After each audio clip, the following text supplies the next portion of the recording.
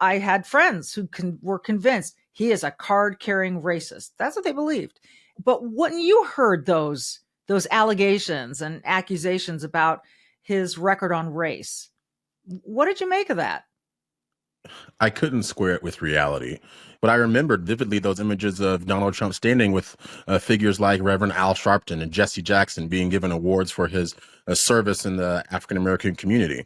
So the fact that individuals were still able to pull the wool over others' eyes and claim that Trump was a racist person, I can literally personally confirm that nothing could be further from the truth. But that goes to show the extent to which the mainstream media has a stranglehold on the minds of far too many individuals in this country. Welcome to the Michele Tafoya Podcast.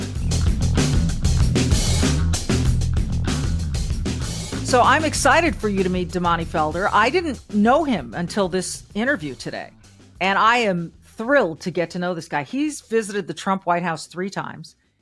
He is smart. He is well-positioned because of life experience to talk about the things we're going to talk about today. One of those things we're going to talk about is Mark Cuban and his relentless push of the idea of white privilege.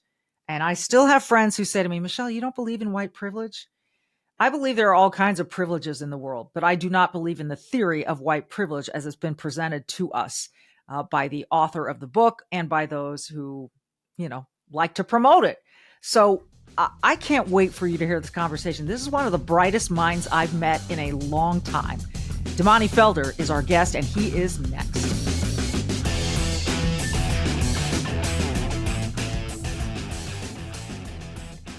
Hey, Damani, welcome. It's great to meet you. This is the first time we're ever speaking. So I love these kinds of conversations because it's like, people can be a fly on the wall to somebody's first conversation. Welcome. Michele, it's an honor to be here. Thank you so much for having me. I appreciate it. Oh, you are welcome. So as I've told people in the intro, you are the founder of YouTube's The Wright Brothers. I love that name. It doesn't have a W, folks, for those of you who are the airplane fanatics like my dad was. This is the RIGHT Brothers. Tell me how that started. Oh, gosh. I think all the way back to 2015. I remember vividly watching Trump announce his candidacy for president back then. And I remembered hearing words from him that I had not grown up hearing from any other politician in the past. And not only that, I began to witness the groundswell of support really begin to take shape in real time. Individuals like Diamond and Silk, even, they were my chief inspiration. And I remember seeing them speaking. And by virtue of the fact that I was homeschooled all 12 years, that was my parents' decision for me. They enrolled me in youth Toastmasters from a young age. I've always felt comfortable in the realm of public speaking, if you will. Mm-hmm. And when I saw Diamond and Silk be willing and bold enough just to speak up and speak out on the issues that mattered, particularly warming to Donald Trump, then I thought to myself, God's given me similar abilities and talents, and I would be loath to refuse to use them in this current day and age. I felt God laid it on my heart to begin speaking out more boldly on social media. So I marched into an iPad store up in Dallas, Texas, and I bought an iPad back in 2016, I want to say, and the rest was history from that point. So it's been an honor to serve along with thought leaders like yourself in this space. And I'm just grateful that God gave me the ability to do what I do. And I consider myself fortunate to have found success in this space, but there's more work to be done, as you well know, and I look forward to continuing to execute those efforts. Well, for those people, what's fascinating about that story is the Diamond and Silk part of it, because you heard other people speaking about something that it in a way emboldened you or encouraged you or inspired you, if nothing else, to go do that for yourself. But I want to get back to something you said very early on. You heard Donald Trump saying things that you hadn't heard a politician say before. Do you remember what some of those specific things were? Chief among them were the remarks about illegal immigration. Myself living in a border state, living in Texas. I was born in Texas, moved around quite a bit because I'm an Air Force brat. So I've moved over 20 times in my life. But I was laying on my couch, actually, in my apartment, working from home that day. And I was watching the speech live. And originally I was laying on my back, just listening out of the corner of my ear, if you will. And by the end of the speech, I had my laptop off to the side and I was sitting up and leaning forward, paying rapt attention because I was was hearing a level of passion and a level of connectedness to the issues of the average everyday person that I had not heard from someone in quite some time. So the fact that he was willing to broach those topics, and the fact that he was able to say all that he said without feeling beholden to any special interest groups, truly being his own man, I think that resonated with myself and many other individuals who truly have felt disenfranchised for a very long time. It's unfortunate that people feel forgotten in this country, that the American dream appears to be dead for many of them. And it's no surprise why individuals began to give their attention to Trump, because it seemed like someone was finally listening to things that mattered to them, things that were important to them. And that's only continued to intensify in the days, weeks, months, and years after he threw his hat in the political arena. So almost immediately after he did that, and people will recall that when he was doing his show, The Apprentice, on television, it was wildly successful. It was like must-see TV for a lot of people. I think people really liked how he just cut through the BS, cut to the chase, and said, you're fired. You didn't do the job well, whatever. I remember really enjoying him and growing to like his style during that show. But of course, he comes down the golden escalator, as people remember, and for he grabbed your attention. For others, and maybe because they were simply afraid of him, but immediately the racism card was thrown. People talked about whether or not he had racist policies and whether or not people could rent spaces, real estate from him, etc. And I had friends who were convinced he is a card-carrying racist. That's what they believed. And people tended to believe the media a little bit more back then. But when you heard those allegations and accusations about his record on race, what did you make of that? I couldn't square it with reality. And to your point, yes, individuals did believe the mainstream media much more prolifically in the past. But I remembered vividly those images of Donald Trump standing with figures like Reverend Al Sharpton and Jesse Jackson being given awards for his service in the African-American community. So the fact that individuals were still able to pull the wool over others' eyes and claim that Trump was a racist person, he invited me to the White House 3 different times during his presidency. I went every single time. I can literally personally confirm that nothing could be further from the truth. But that goes to show the extent to which the mainstream media has a stranglehold on the minds of far too many individuals in this country. The beautiful thing, though, is now here we are in 2024, almost 9 years after he initially announced his candidacy. And people have been lied to over and over again with such a degree of regularity that now they can't help but to question what they are hearing. Now, of course, there are some individuals out there who still will take it hook, line, and sinker, whatever the left dishes out to them. But I would argue there has been a seismic shift as it relates to individuals' relationships with the media. And I would argue that now more than ever before, people like yourself, people like myself, and others who speak out, we honestly have usurped the media in many ways. And people will turn to individuals who have proven themselves to be accurate versus continuing to lap up whatever the left is going to dish up to them. Well, it is pretty amazing what the left does dish up. And in spite of being caught with the Russia hoax and other falsehoods and gaslighting that they've done, they continue to do it, which is astonishing to me. I don't know if it's because they're too stubborn to admit that they were wrong, or if it's that they're so afraid of a Trump presidency. And I look at the first 4 years, and I'm no Trump apologist. I know people who don't like the way he tweets. I mean, one of my best friends hates the man with all of her heart. And I've tried to say to her, well, you've got this binary choice. What are you going to choose? And by the way, if you wanted someone to house sit for you, would you choose Hunter Biden or one of the Trump kids? So I like to use that example when I talk to people, because we can create a persona about somebody and project onto someone what we want them to appear as. So you've been to the White House, you've met with him. What is it people don't get? People don't want to see Donald Trump as a human anymore, because to his adversaries, he is no longer human. That's why we've seen them draw frequent parallels between Trump and Hitler. It's honestly very clever subliminal messaging that I would argue led to the assassination attempt that we just witnessed. And I'm so thankful to God that God spared Donald Trump's life. But they have so caricaturized this man, and they've done so relentlessly over the years, that at a subconscious level, the average individual who does still believe the mainstream media no longer views them as human whatsoever. They no longer think that they are worthy of any sort of basic decorum or decency, and they will hurl the most vitriolic invective at any member associated to Trump. And I would mention, Michelle, also, you mentioned that one of your best friends despises Trump. And what I found most revealing over the past several years is that individuals like yourself, like myself, one of my best friends is a staunch Democrat from New York. And we talk almost on a daily basis, and we still respect each other. But that seems to be unilateral. That seems to not be unilateral, I should say. Right. It seems that individuals on the right, we're still willing to be friends and try to find common ground or agree to disagree. But all too often, individuals on the left side of the aisle, the minute they find out that you support Donald Trump and not even support him holistically, let's say there's a few issues that are very important to you that Trump is willing to address, then it makes sense that you would support an individual who was upholding things that make sense to you. But on the left side of the aisle, if you sway or disagree with anything that their agenda has to promote, then they will cut you down in short order. And I think that says a lot about the state of political relations in this country. And I'm hoping it's rectified, because we've seen families needlessly destroyed simply because individuals could not respect differences of opinion. We've seen that rot continue to sweep across the country, and we simply have to address it, because it didn't used to be this way, and it shouldn't be this way moving forward.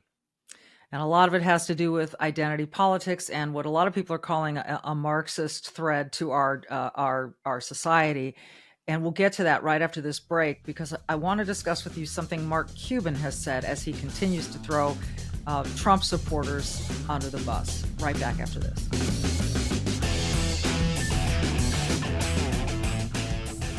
At the very heart of our democracy lies a principle we hold sacred, and that is free speech. It's the cornerstone that supports every other freedom that we cherish. But in today's digital age, discussions about our wealth, our rights, and our future are being silenced or overshadowed in mainstream narratives. And that leaves a lot of you feeling voiceless in conversations crucial to our financial independence and security. This is where Wealth Protection Research steps in, armed with a mission that's never been more critical. Wealth Protection Research is not a financial advisory firm. They are defenders of free speech, committed to giving a voice to the silenced.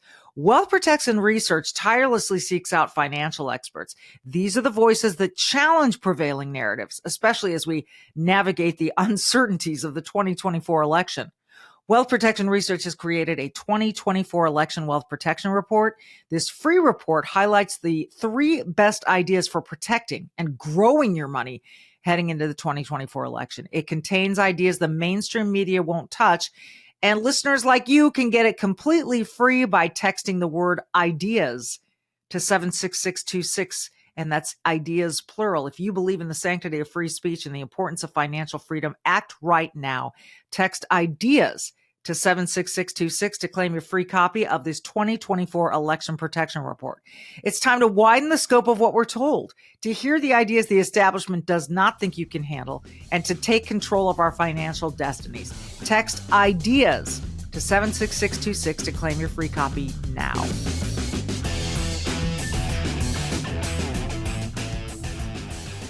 All right, so Mark Cuban, no friend of Trump's. And at one time, I think they kind of knew each other, but, Mark Cuban has decided that Trump is evil or whatever.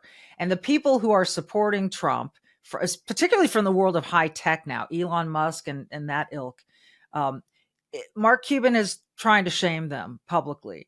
So recently, Mark Cuban got up and he talks a lot about white privilege, which... J.D. Vance is white, and he certainly didn't grow up privileged, anything but. But let's play a little bit of this for you, and I'd like to get your reaction. Take a listen to Mark Cuban on white privilege. That we're comfortable with, particularly those of you who look like me, the white community. Because it's hard to discuss race when you're white. The reality is, and just to be brutally honest, when people talk about white privilege, we get defensive. Right? There's this mechanism that I call manufacturing equivalency. Try to protect ourselves. We'll say, well, I have a lot of black friends. We'll say that I grew up in a mixed community, so I'm not like that.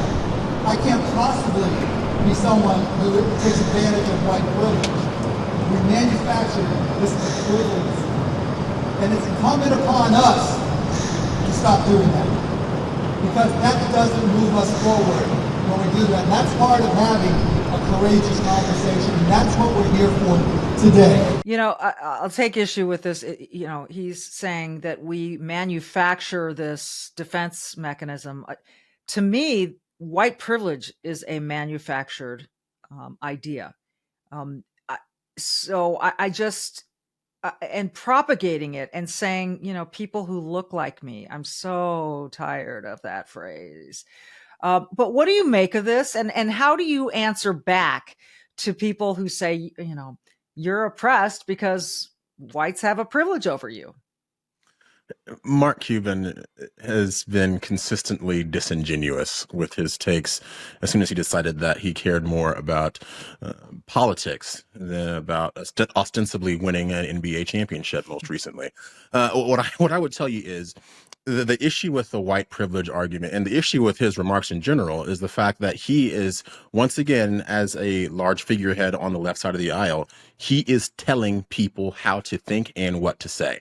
That is what they do. Don't say this. Don't defend yourself. Just believe that what I'm saying is the truth and then proceed accordingly. I'll be the first to tell you, Mark Cuban knows more than most people, and he's been in close proximity to a vast number, or even a plethora, if you will, of extremely wealthy African-American individuals. The white privilege lie loses its luster when you're able to see direct contradictions there too. There are African Americans who litter the socioeconomic landscape. And I think we do ourselves harm when we begin to believe that no matter what we do, no matter how hard we work, there is always a boogeyman to point at. There's always a reason to explain away any perceived failings or shortcomings. The white privilege argument is one of the most shambolic arguments that the left frequently trots out whenever they presume that they are speaking to someone with whom it may resonate. I find it to be inherently deleterious because for a person of color to hear that argument, what they are then going to infer from it is that this country is set against them. They have zero opportunity for improvement. If you just look at the number of Black-only scholarships that are available to children that white kids wish they could apply for, it would make your head spin. But perceived oppression is the goal. I almost call it the oppression Olympics. And if the oppression Olympics was an actual sport, then Mark Cuban would have won several gold medals by now. It is remarkable that they seek to divide. And this recently, I was watching the Olympic trials in track and field, USA track and field, and I think it was the hurdles. It was one of the women's hurdling events, and the woman who came in second started talking about how finally she could represent people that look like her. And I was thinking to myself, does she know who Wilma Rudolph is? Has she heard of any? Does she know who FloJo is? Does she? We can go back pretty far in U.S. Olympic history and see how many women.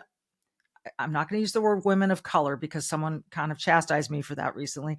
How many African American or Black women have competed on behalf of the United States of America and made us proud?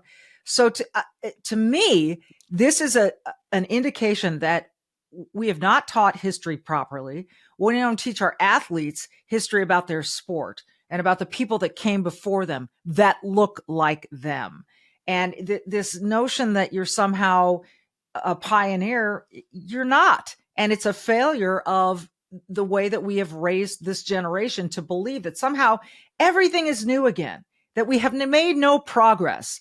And that, you know, Mark Cuban talks about moving the conversation forward. I would contend we keep moving it backwards with all of this discussion. And instead of just saying, let everyone have the opportunity to find their strengths, their skills, their talents, and magnify them and go earn jobs, spots on teams, whatever it is, through their merit. Agreed. We don't teach as much as we need to in this country anymore. And what's worse is the youth don't seem to want to learn. The comments that you referenced with the sprinter, or the Team USA athlete, I believe, is the fact that these messages that they deliver, they come off as benevolent. They come off as charismatic. They come off as compassionate, when what they truly are is egotistical to the core. I get to be this figure. I get to do this on behalf of my community, without even realizing that the only reason that they are there and able to even be seen on a national stage in the first place is because their ancestors in the past actually went through real oppression in the first place to get them to the station where they can sit here and now pretend to be oppressed, ostensibly trying to cash checks, reparations for things they never went through themselves. I find it grating, and it's deepening the divide of racial tension in this country, because I made a remark in a video years ago. I believe it was on my YouTube channel. It was things Black Democrats don't want you to know, or something to that effect. And I was making the point that we are rapidly approaching a point in time where individuals who do not have melanin in their skin will begin to actively resent those who do, because every time those people who don't have melanin speak up, they are castigated for being racist. And then they are also seeing individuals who are underqualified in a completely meritless corporate society being allowed to reach the upper echelon, while more deserving candidates are swept to the side because they don't check the right boxes. The diversity, equity, and inclusion arguments, or whatever you want to call them, they sound really good on their face until you peel back the layers and realize that it is there by design to further poison our social fabric and create the classist warfare that we're seeing continue to rage all across the country.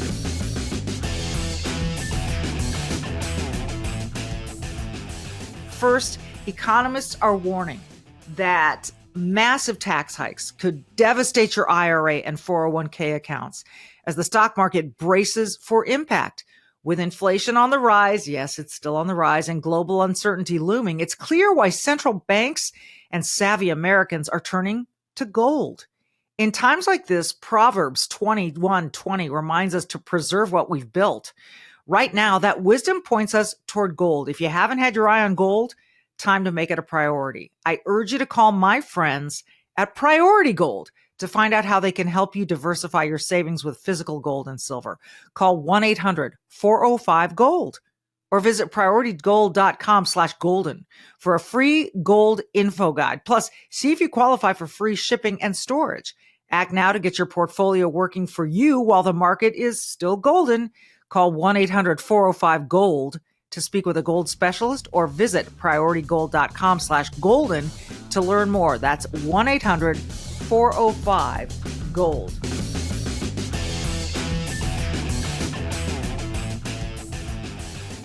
So let's dig into DEI just a little bit more, because I'm with you. I think these are people who want to divide us. I think that they are sowing divisions, sowing resentment. You're right, creating class warfare, gender warfare, race warfare. And it doesn't seem to me that any person with common sense can see this as unifying or helpful on any level. So, and you know, I've heard some people say, yeah, but it is granting more opportunities to people. Okay. We can parse the statistics on that. But more than anything, as you've said, it's fostered this sense of, we're all different. We have to be so sensitive the way, you know, you may not know you're racist, but you are. If you're born white, sorry, you have white privilege and you're racist. And if you deny it, it's because of your white privilege, and you accept it, it's because of your white privilege that made you, you know, now you're accepting that. I mean, it's this circle of death that you can't get out of, right? So what do you think is the motivation? Is this people who are wanting to truly strengthen the country, or is this coming from sources that truly do want to divide our country? Oh, they absolutely do. This is a playbook that's been utilized in other countries before. One of the most important steps, I would argue, of cultural Marxist playbooks is the ability to pit one side against another. There cannot be conflict where there is unity, but where there is disunity, there will always be anarchy. And the fact is, now we have people utterly convinced that people who look differently from them by virtue of the color of their skin, oh my gosh, they are to be hated, they are to be spurned, they are to be shunned.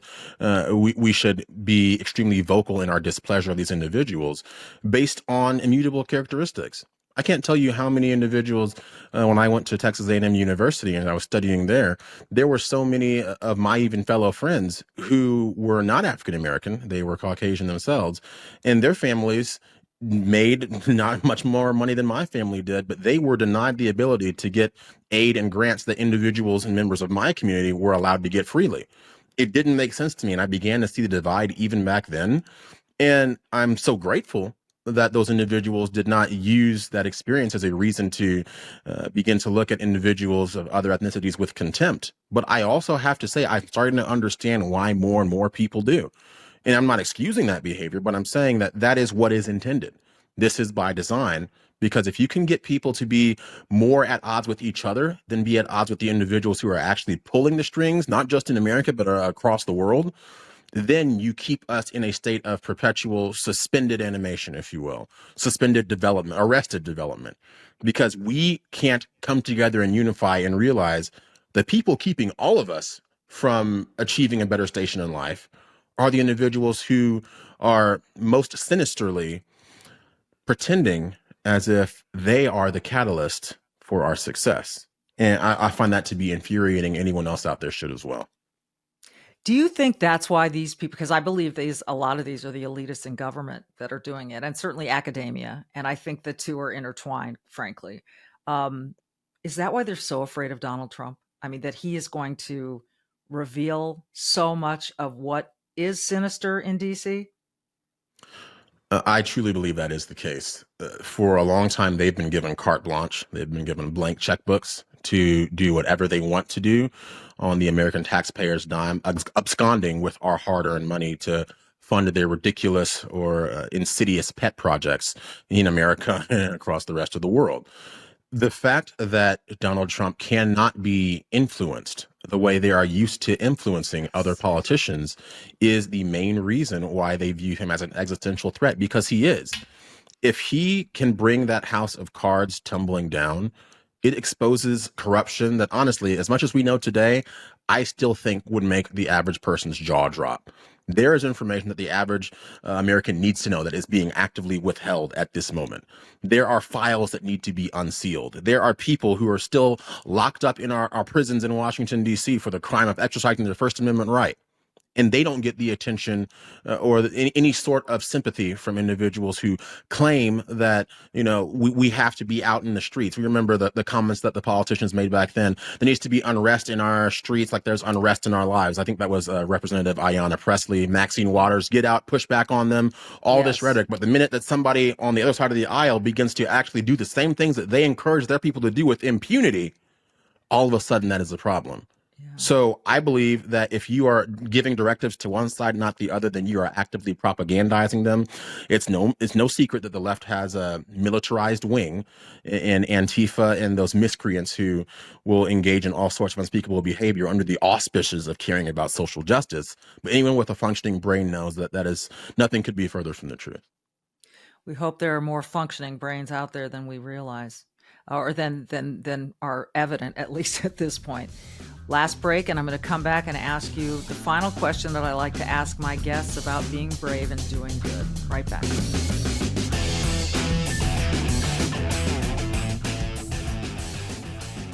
At the very heart of our democracy lies free speech, a principle we hold sacred. Free speech is the cornerstone that supports every freedom we cherish. But here we are in a digital age where discussions about our wealth, our rights, and our futures are being silenced or even overshadowed in mainstream narratives. And I know that leaves a lot of people feeling voiceless in these conversations that are really important to our financial independence and security. And this is where wealth protection research steps in, armed with a mission that's never been more critical. Wealth Protection Research isn't a financial advisory firm. They're actually defenders of free speech. They're committed to giving a voice to the silenced. Wealth Protection Research tirelessly seeks out financial experts, and these are the voices that challenge prevailing narratives, especially as we navigate the uncertainties of the upcoming 2024 election. Wealth Protection Research has created a 2024 Election Wealth Protection Report. This is a free report. It highlights the 3 best ideas for protecting and growing your money as we head into the 2024 election. It contains ideas the mainstream media won't touch, and listeners can get it completely free by texting the word ideas to 76626. If you believe, as I do, in the sanctity of free speech and the importance of financial freedom, act right now. Text ideas, IDEAS, to 76626 to claim your free copy of this 2024 Election Protection Report. It's time to widen the scope of what we're told, to hear the ideas the establishment doesn't think you can handle, but you can, and to take control of our financial destinies. Text ideas to 76626 to claim your free copy now.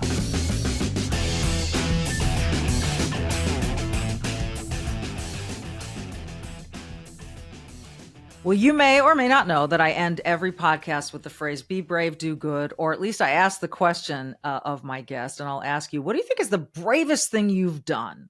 The thing that required maybe the most courage? That's a really good question. Or one of them. I would say one of the bravest things I ever did was actually choosing to teach myself how to edit and produce content and teach myself how to stand and deliver. It's not easy. And sometimes I feel that that may subconsciously be used as an excuse. People sometimes will approach me and say, I don't know where to start. I just have a very small voice. And I like to stop them right there and say, there's no such thing as a small voice. The only useless voice is the one that you can never hear. So just being willing to speak up, I don't care if you're watching and you only have 10 followers or you have 100 followers or 1,000 followers. You are so much more important than you could ever possibly realize, particularly on social media. We all start from zero. Yeah. And what you do with that is up to you. So I'm grateful for the blessings God's given me via social media, but I also am hopeful that individuals may possibly come across some of my content one day. And that might be the catalyst to inspire them to start making content themselves. Because one day, if social media has their way, I will no longer be allowed to exist. They will unperson me. They will unperson you, Michelle, in any of those large known voices. But you know what? If they cut one blade down and 10 other blades rise in their place, that is ultimately a losing battle. So I want to encourage anybody out there listening to be brave, be bold, begin speaking, stand up for what you believe in. It's time for more individuals to start speaking up. And I encourage you to join us in this effort. And that you may have just answered my second question, but when I say to people, do good, because someone once said to me, because I despise evil and I am hesitant to be happy in my day-to-day life when I know there's so much evil going on that I have zero control over. But this very wise man said to me, do good at every turn, and you will help to counteract the evil in the world. So I take that literally, and I'm not perfect at it, but I do try to wave at my neighbors, to smile at people who drive by when I'm walking the dog, to thank the cashier at the grocery store, maybe even check their name tag and say their name. Little tiny bits of good. So if you were to suggest ways that people, or a way that you think people can do good in their daily lives, what might you suggest? There's a verse that I sing to my daughter every night before she goes to sleep. And it's 2 Timothy 1:7. For God has not given us a spirit of fear, but of power and of love and of a sound mind. So to answer your question, to encourage other people, what I would recommend is exude that strength, that power, that peace that can only come from within if you are a believer yourself. Use love. Even as trite as that saying may be, the left has co-opted it and turned it into love trumps hate, which of course is an oxymoron in and of itself. But treat people with love, because a lot of the despair that we see in the world today is because individuals feel as if they're not seen, they're not heard, they're not loved, they don't matter. And when people feel that way, they latch onto the first thing that pretends to care and love them, even though that thing itself may lead to their eventual destruction. And then finally, a sound mind. Be willing and confident to engage other individuals in conversation, those who are open to doing so. If you have a sound mind, if you understand and have done your due diligence to understand the perspective of the other side, it makes combating any flawed rhetoric that much easier, because you have that sense of security that comes with knowing the information cold inside and out. I've studied individuals on the left. I've been called every racist name in the book. I'm insulted on a daily basis, but you know what? I already know what's coming. I know how to diffuse it and to deflect it because I've done my due diligence, because God has blessed me also with the sound mind. So that's how I would answer that question to anyone out there who's listening. Just take heart and be willing to put some skin in the game, because this is a game that we can't afford to lose. And I would argue it's not even a game at all. Amen to that. What a pleasure it is getting to know you. And I hope we can keep this relationship going and have you back again, because you do have a really important voice. And I'm with you. No voice is too small. But you clearly have done your homework. You are solid in your beliefs and your value system. And that's what I care about more than anything. So what a treat to meet you and to get to know you. I hope you'll come back. I absolutely would love to. Thank you so much, Michele, for having me, and God bless everybody out there who's watching this. Again, folks, be brave. Be brave. Find that courage. Everyone has it. You just got to dig for it and do good a little bit at a time. And we'll see you next time.